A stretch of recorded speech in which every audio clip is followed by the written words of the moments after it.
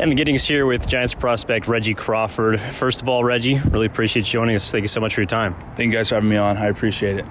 Well, first thing I wanted to ask you just generally about your progression. Obviously, you've been able to get out onto the field, returning from Tommy John surgery, and have had the chance now throughout this summer with San Jose to start your stuff on both the mound as well as in the batter's box. But generally, kind of where do you see yourself at this point? Where are you at in your progression? At this point in our progression, it just comes down to making sure I'm feeling good week by week and start by start. And I have been. So we're obviously really happy about that. But I mean, as of right now, we're taking things slow. We don't want to rush anything. We want to make sure everything's kind of calculated and accounted for as far as like reps and kind of how often we're doing this or that. So I feel like at this point, it's just, again, like I said, just making sure we're feeling good and things are staying that way. So it's been going great so far. Communication has been great on both ends. And I feel like the management has been going as seamlessly as possible. Well, you're obviously one of the more unique players, not only, of course, in the minor leagues, but all around baseball. Could you take us through just a day in the life as far as getting ready to both potentially pitch and hit as one of the most unique two-way players in the game? So we base everything off of the starts. So we've been starting every 5 days because it's just easier to build around that rather than like, say I'm hitting this day, say I'm hitting that day. It's just easier to kind of throw me in the lineup than it is obviously to throw me on the mound. So as far as the pitching, we've been going every 5 days. So the week will be, again, based off of that. So say I pitch today, no swings that day, just getting ready for the start. I throw. Tomorrow will be a somewhat light throw day. Then the following day, it'll either be a day where I swing or a bullpen day. So we kind of base it off whether it's a heavier intent bullpen day or a lighter day. And then, again, it just kind of goes off of that. So usually don't swing the day before a start, day of, or day after. And then whatever day I have a bullpen, we kind of shy away from that as well. So that's kind of what it's been looking like right now.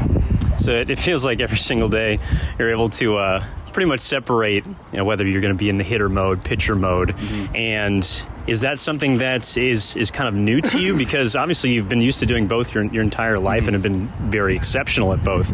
But how is it now that you can kind of, all right, one day I'm going to lock in on the mound, one day I can lock into the batting cage. How do you approach that? I feel like even though I may not be doing both the same day, it's still very similar. Because even if there's a day where I'm doing stuff on the mound, like there's still a lot of ways that I kind of get mental reps just from the hitting side as well, whether it's like watching guys or whether it's just like thinking about something that I did the day prior that felt really good. And I spoke a few weeks ago about like how I've been writing stuff down because say I get a feel that I really like, and since I'm not hitting every day, I can't just hit today and then hit tomorrow, and I could just easily make those changes. So I kind of have to, like, again, take those mental reps, whether it's I have time to kind of think about what my ideal swing would look like, what that feel would look like. So that's been, really beneficial because obviously, again, haven't been getting a ton of swings, but week to week, we've been making tons of strides. So it's just kind of taking advantage of potential free time that I have to still get those mental reps and kind of think about how to plan what the upcoming days look like.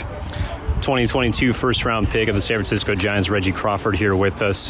Someone just poked their head out of the clubhouse. Travis Ishikawa, obviously he's your hitting coach. And speaking about hitting, what's it been like to learn from someone who has been successful at the highest level, two-time World Series champ? He's stepped up in huge moments, but also now has been able to affect you, now with the minor leagues and being the hitting coach for the San Jose team. What have you taken away from Ishikawa? It's always really easy when you have a guy that has done it at the highest stage and has been through all the ups and downs and is an open book, which I think is one of the best parts about him. There's really no conversation you can't have with him, which is the special part, and which is why he has such a good relationship with all the players.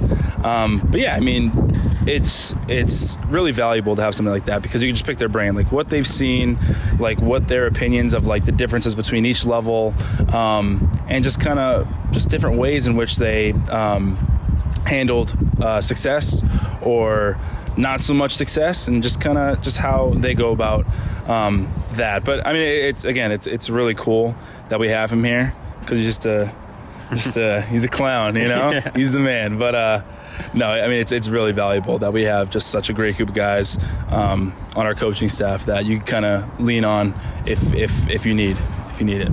And then switching to the bump, I was reading that, the three pitches you feature, fastball, breaking ball, changeup, the focus has been a little more on that third pitch. But, overall, what are you trying to work on at this point, now having a chance to be back on the mound, getting those normal reps like you're talking about? Where's the focus been for you on the pitching side? So initially, it was, again, just getting my feet underneath me, getting used to being in games again, seeing batters. But now we can kind of start to pick out a few things that we kind of want to fine-tune. So for me, I want fastball, curveball, slider, changeup. They're the four pitches that I want.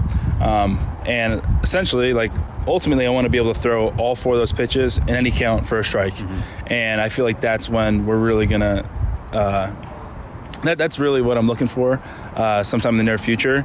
And we've been playing with stuff. I mean, we're just throwing different ideas around, just, again, learning from each start, each bullpen, each catch play, and kind of making tweaks if we need here and there. So, I mean, within the past 4 or 5 weeks, we've made tremendous strides, and I feel like we're getting closer to that every single day.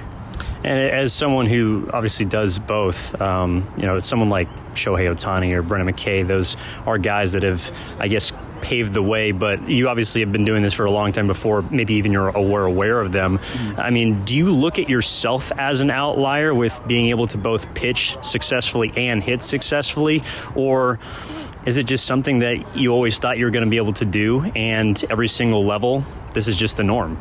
Well, I mean, just in a sense of just my career for baseball, that's all I really know. Yeah. I've never played baseball where I was just hitting for a period of time or just pitching for a period of time. So it's what I'm used to.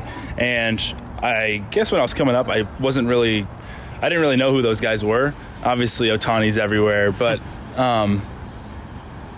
it's unbelievable that him specifically was what he was able to do. I mean, he is paving the way, and he is proving that it can be done. And people were talking about how hard it is, and obviously the numbers point against it, right? The odds are, it's very difficult. But I mean, I feel like a lot of people just being given the chance is that. I think that may have been the hardest part for a lot of people so far, is being able to attempt it. But yeah, just the fact that he's doing what he's doing is it means a lot to me. Because who knows, maybe a few years earlier, wouldn't really be able to give it a go.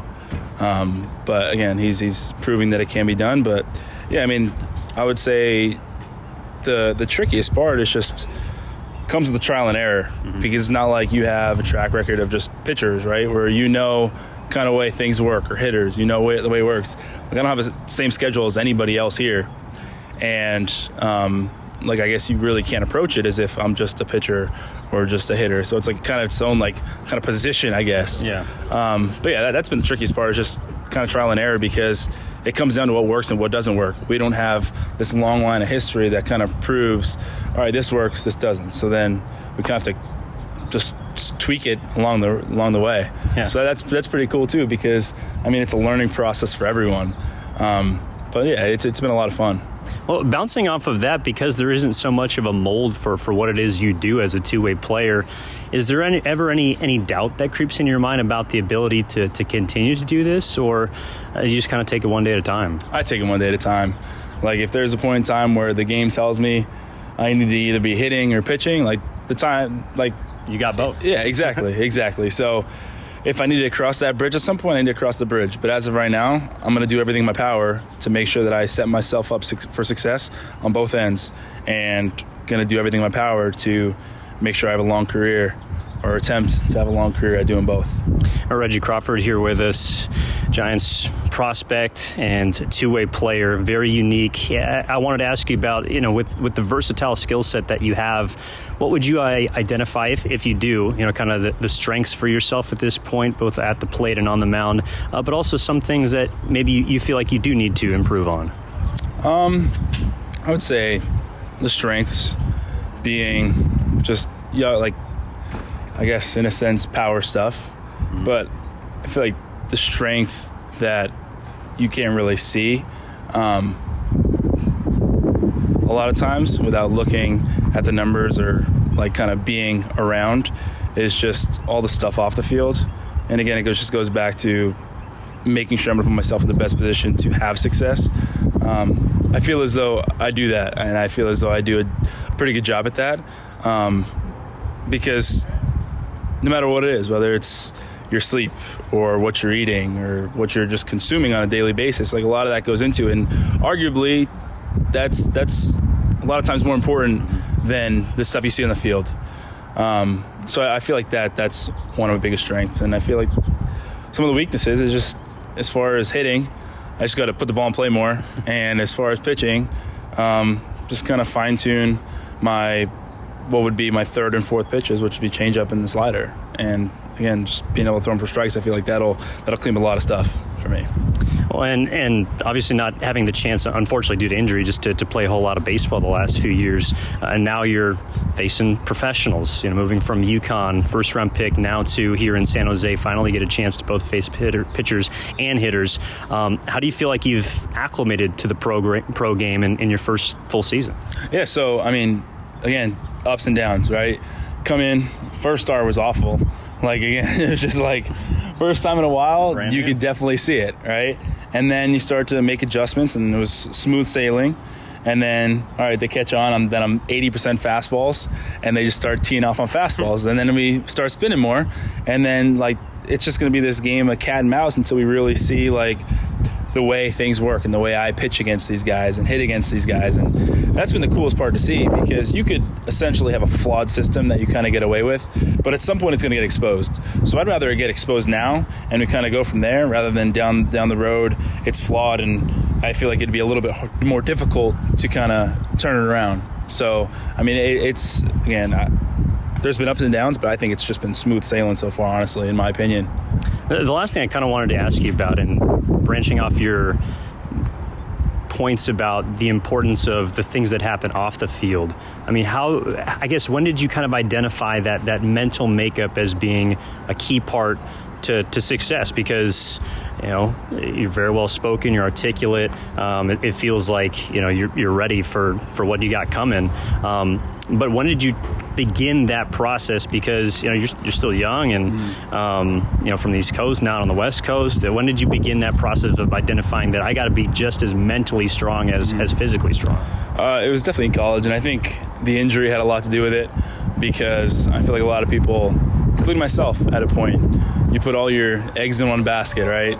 And for me, I threw a pitch in October, and that'll then change the continuing, 21 months of my life, and I feel like that's kind of what made me realize that at the end of the day, this game can be taken from you, but at the end of the day, there's a lot of takeaways from it, and there's a lot of stuff that you could be doing.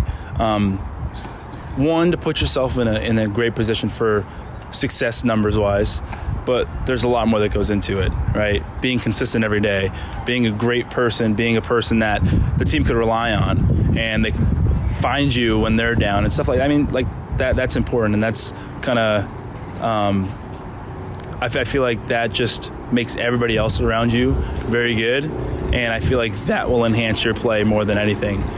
So I think the injury is what really did it for me, honestly. Well said, Reggie. We appreciate you taking the time out of your day, and good luck the rest of the season. Thank you so much. I appreciate it.